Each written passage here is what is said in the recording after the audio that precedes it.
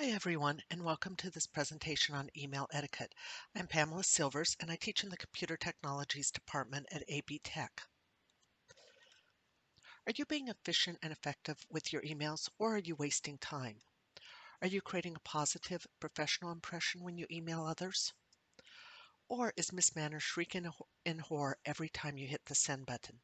This presentation is going to cover a few rules on email etiquette and what you should do to avoid having a bad reputation with respect to mailings.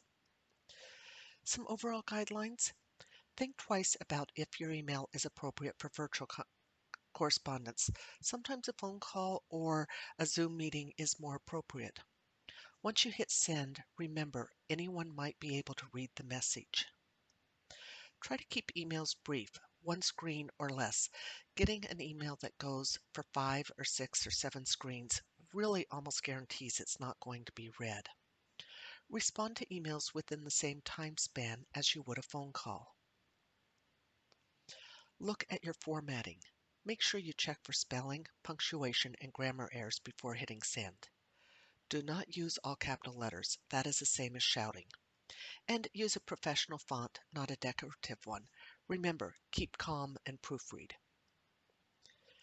Write in a positive tone, such as when I complete the assignment instead of if I complete the assignment. Be careful when you use emoticons such as smiley faces or winks. They don't appear the same on all systems. For example, for my telephone, I use a Samsung and my sister has an Apple. When I send her a cute emoticon, frequently she answers back and goes, "What is that? I got something weird."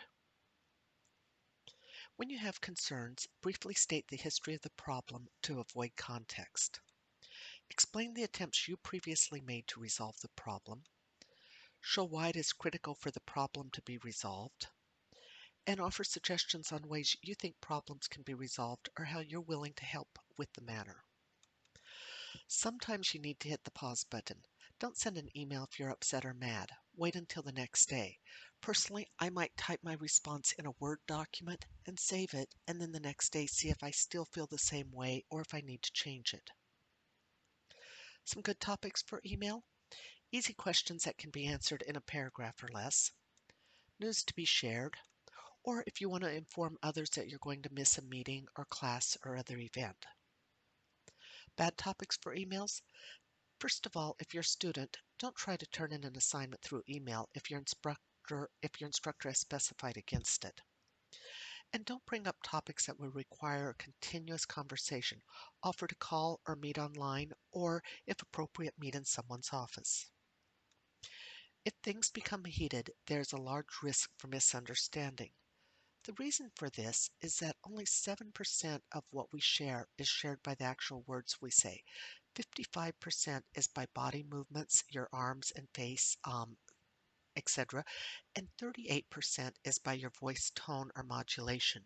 For example, think about how many times or ways you could say the word "oh great."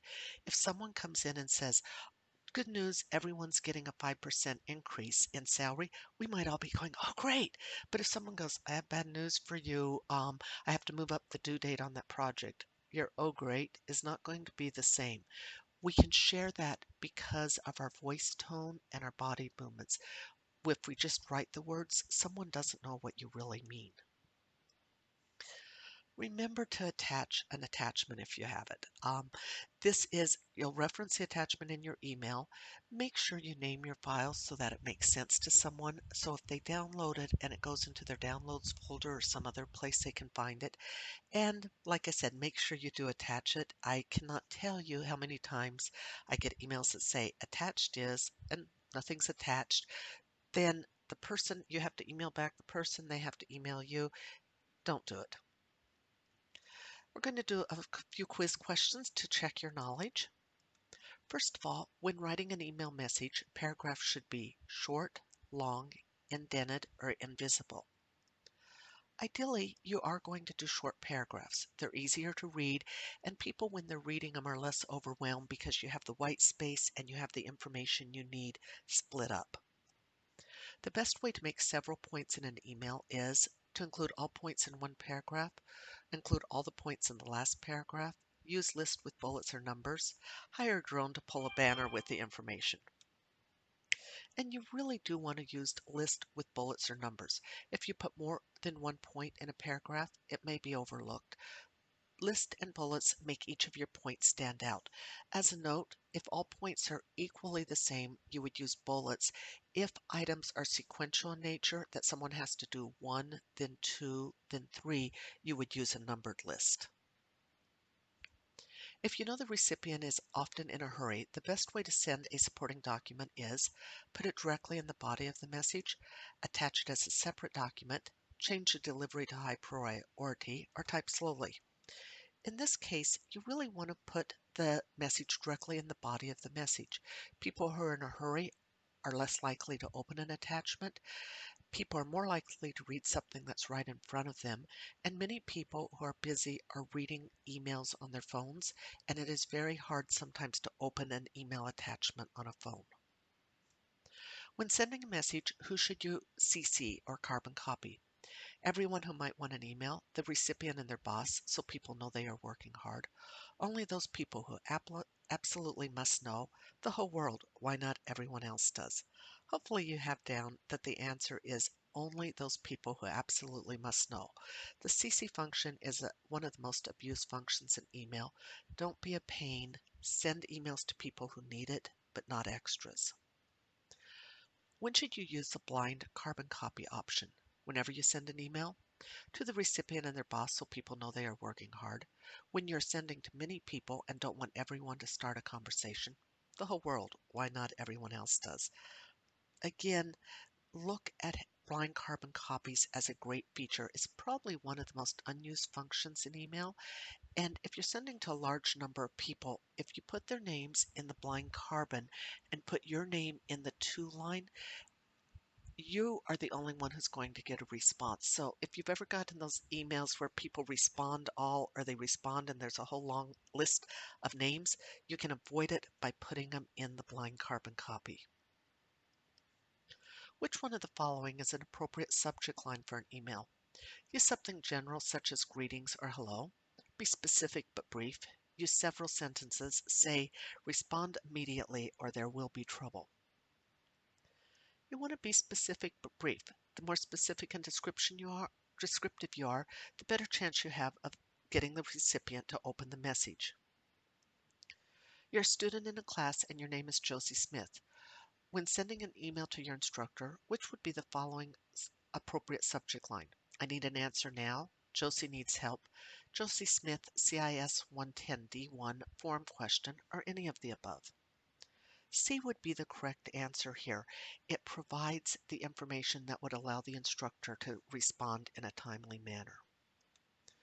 How much space can typically be viewed in the subject line? 25 to 35 characters, 25 to 35 words, 50 to 75 characters, or 50 to 75 words. Usually you can see 25 to 35 characters. Characters are any key or letter you hit or the space bar. However, a recent study showed that subject lines of 61 to 70 characters are more frequently opened. I haven't pursued this more to know if you have something really good in those first 25 to 35 characters and people are curious and that's why they open it, but just reporting what I've read. How frequently should you check your work or student email? Once a semester, once a month, once a week, or daily? If you have an email, you really should be in the habit of checking it daily. You can get announcements, events, other campus or work communication. It's a case really, if it's worth having an email, people are going to assume you're reading it and you should be reading it regularly. In closing, think about your closing. According to a study released, closings with thank you in advance had a response rate of 65.7%. So if you want someone to answer you, think about your closing. Thank you, and if you want any additional information, my name is Pamela Silvers, and my email is pamelajsilvers@abtech.edu. Thank you.